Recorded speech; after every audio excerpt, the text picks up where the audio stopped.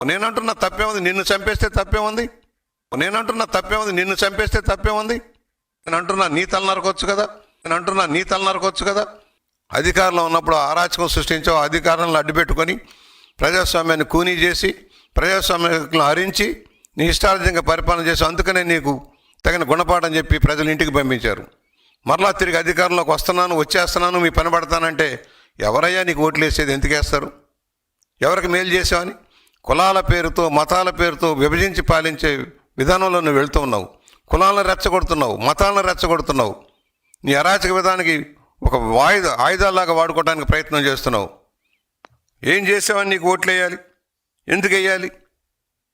కనీసం ఏ సమస్య మీద స్పందించావు?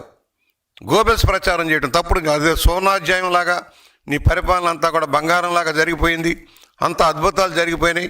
ఏం చేసావు? ఒక్కడికి ఉద్యోగం ఇచ్చావా? ఒక ఉపాధి కల్పించావా? ఏమైనా చెప్పు. నీవు ఛాలెంజ్ చేస్తున్నారా? ఉమ్మడి వేదిక మీద మాట్లాడదాం. నువ్వు రా, నేను వస్తా.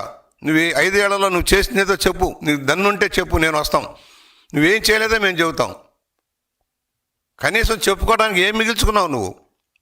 151 మంది అధికారం ఇస్తే అరాచక పాలన సాగించావు, ముఠా రాజకీయాలను శాసించావు, అవినీతి అక్రమాలను పెంచి పోషించావు, లిక్కర్ స్కాములు, మైనింగ్ స్కాములు, ఆఖరికి టీటీడీ ధర్మశాలను కూడా దోపిడీ చేసావు. నీకు మాట్లాడే హక్కు లేదు, ప్రజాస్వామ్యం గురించి మాట్లాడే హక్కు లేదు. పోలీసు యంత్రాంగాన్ని దుర్వినియోగం చేసి ఏ విధంగా చేసావో మనం చూసాం.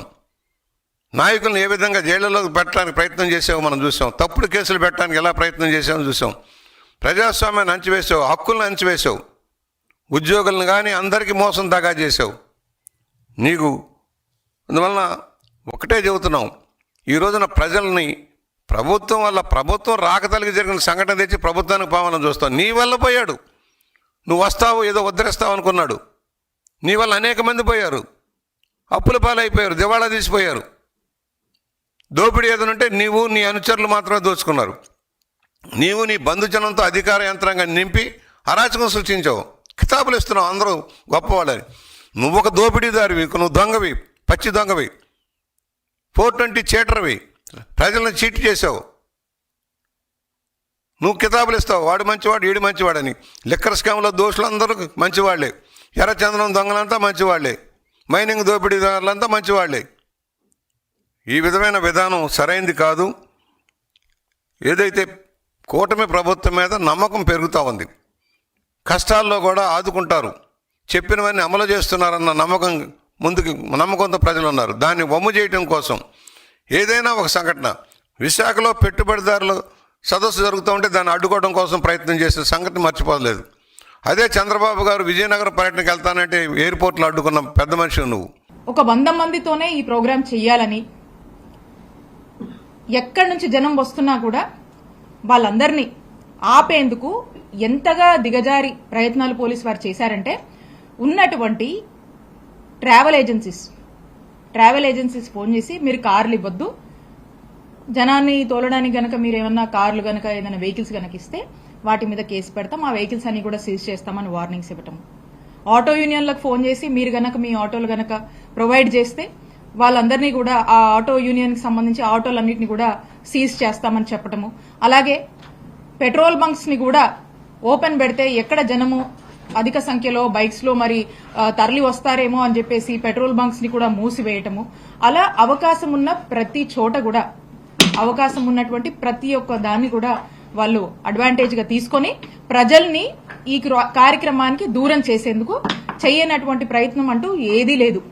అయినప్పటికీ కూడా ఎంతో పెద్ద ఎత్తున తండోపతండాలుగా జనం వచ్చి, ఇంత పెద్ద ఎత్తున జగన్మోహన్ రెడ్డి గారికి స్వచ్ఛందంగా జనం వచ్చి, ఎక్కడా కూడా మా పల్నాడు జిల్లాలో ఎక్కడ ఏ ఇన్ఛార్జ్ కూడా ఎవ్వరం కూడా ఒక కార్లు పెట్టడం గాని, జనం మొబిలైజేషన్ కి సంబంధించి వాళ్ళకు ఒక ఆయిల్ ప్రొవైడ్ చేయడం గాని, వాళ్ళకి ఏదైనా ఆటోలో లేకపోతే other means of transport provide చేయడం గాని ఎక్కడ కూడా జరగలేదు. ఎందుకంటే ఈ దేశంలోనే అత్యంత జనాదరణ, ఒక చరిష్మా ఉన్నటువంటి నాయకులు కొంతమంది ఉంటే, అందులో మన ఆంధ్రప్రదేశ్ రాష్ట్రం నుంచి ఎంతో పెద్ద ఎత్తున ప్రజాదరణ ఉన్నటువంటి నాయకుడు మా నాయకుడు జగన్మోహన్ రెడ్డి గారు. జగన్మోహన్ రెడ్డి గారు అంటేనే జనం. జగనన్న అంటే he's the man of masses. Jagananna he's the crowd puller. Jagananna అంటే హెస్ ద పీపుల్స్ పర్సన్. మరి ఇంత చరిష్మా ఉండి, ఇంత ప్రేమాభిమానాలు, జనాదరణ ఉన్నటువంటి ఒక గొప్ప నాయకుడు జగన్మోహన్ రెడ్డి గారు చాలా అరుదుగా చూస్తుంటాం మనం. అలాంటి ఒక గొప్ప నాయకుడు, అలాంటి ఒక చరిష్మా ఉన్నటువంటి నాయకుడు వస్తే జనాన్ని మనం తోలాల్సిన పని లేదు. జనానికి జస్ట్ ప్రోగ్రామ్ ఇది, ఇక్కడికి విచ్చేస్తున్నారు అనే ఒక జస్ట్ ఆ ఇన్ఫర్మేషన్ ఉంటే చాలు, స్పాంటానియస్ గా, న్యాచురల్ గా, తండోపతండాలుగా ఎంతో మంది జనం తరలి వచ్చి ఆయన్ని చూసి వెళ్దాం, దగ్గరగా చూసి వెళ్దాం అని వచ్చేటువంటి ప్రజలు. మరి ఇదే రకంగా సత్తెనపల్లిలో కూడా అంత పెద్ద ఎత్తున జనం వాళ్ళ యొక్క ప్రేమాభిమానాలతో వచ్చి ఈ ప్రోగ్రామ్ ని పెద్ద సక్సెస్ చేశారు. ఎవరిని బెదిరిస్తున్నాడండి నాకు అర్థం కావట్లే. మరి వాళ్ళ జగన్మోహన్ రెడ్డి గారు ఏమడిగాడో ఆయన చెప్పడం కూడా పూర్తి కాలే, ఎవరో అడగడం. ఆయన చెప్పాల్సిన అవసరం ఈయనకు తెలిసింటుంది. సరే అడిగాడు, అడిగితే ప్రజలు అడగాలంట. అంటే 5 కోట్ల మంది వచ్చి అడుగుతారా? లేదా మన లెక్కల ప్రకారం 1,60,00,000 కుటుంబాల్లో 1,40,00,000 కుటుంబాలు ఎలిజిబిలిటీ ఉన్నట్టున్నాయి. వైట్ రేషన్ కార్డులో ఉండే 1,40,00,000 కుటుంబాలు ఎంతో ఉన్నట్టున్నాయి. వాళ్ళందరూ వచ్చి అడగాలనా? వాళ్ళందరూ నువ్వు రాణిస్తావా?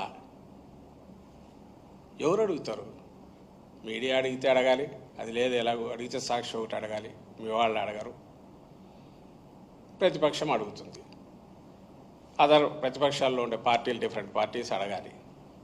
ప్రధాన ప్రతిపక్షంగా నువ్వు ఒప్పుకోకపోయినా ఉండేది వైఎస్ఆర్సీపీ, ఖచ్చితంగా అడుగుతారు. మేము అడుగుతాం.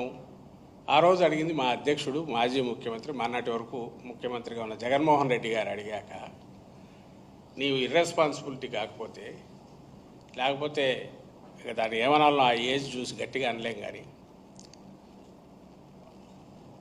రివర్స్ తిట్టడం, తాట తీయడం ఏది నాకు అర్థం కావట్లా. ఎవరు తాట తీస్తాడు?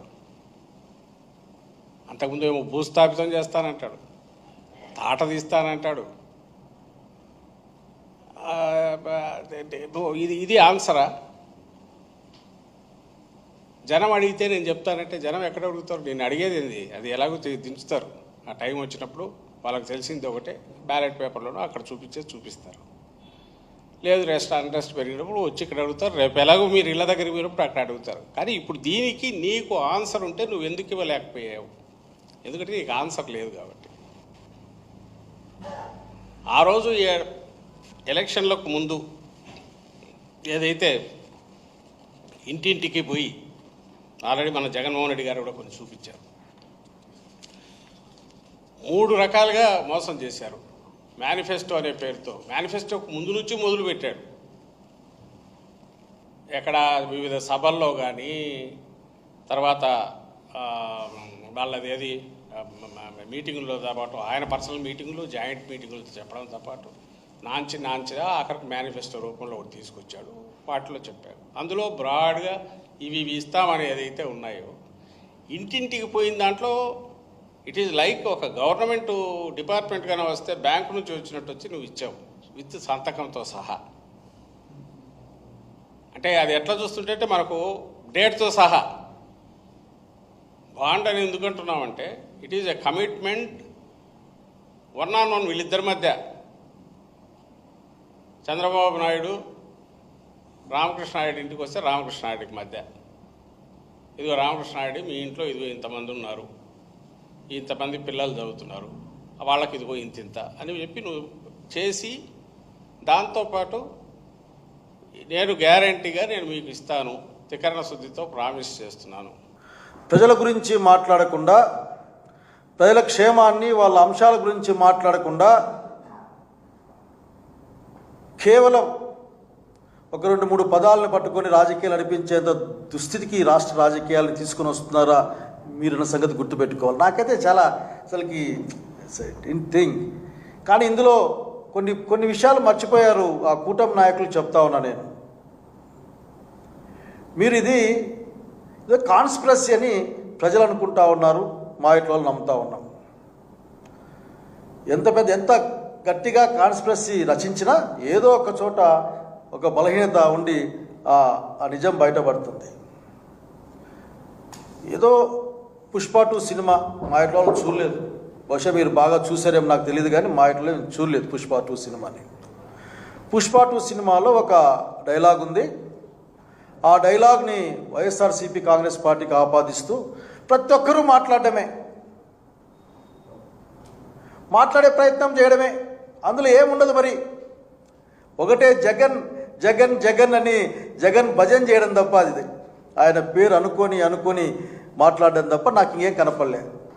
అసలుకి ప్లకార్డు పట్టుకున్న దాంట్లో ఎవరనేమైనా ఉందా? ఇదే కదా ప్లకార్డు, ఇది కళ్ళెదురుగుంది. ఆఖరికి ఆ జగన్ బొమ్మ ఉంది.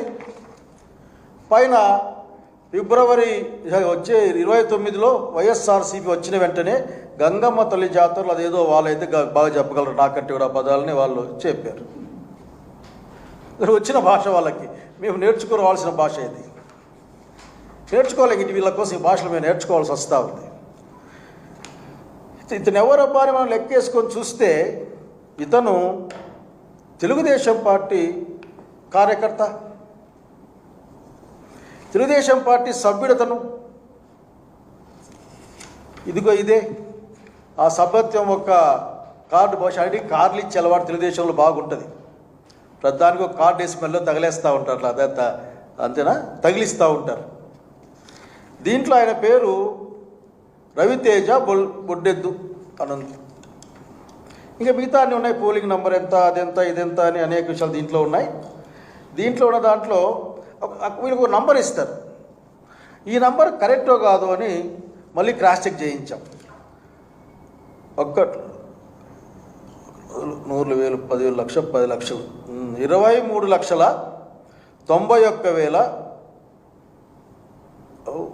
1,00,000, 10 లక్షలు కూడబలు. ఇది 2,39,11,302 దాని నంబర్. ఇది మెంబర్షిప్ కార్డు. దీంట్లో క్రాస్ చెక్ చేసి ఇది కూడా అంతే, ఇది కూడా అదే సంఖ్య కలిగింది. ఆఖరిలో 302 అని. 24-26 సంవత్సరానికి ఇచ్చిన కార్డు ఇది.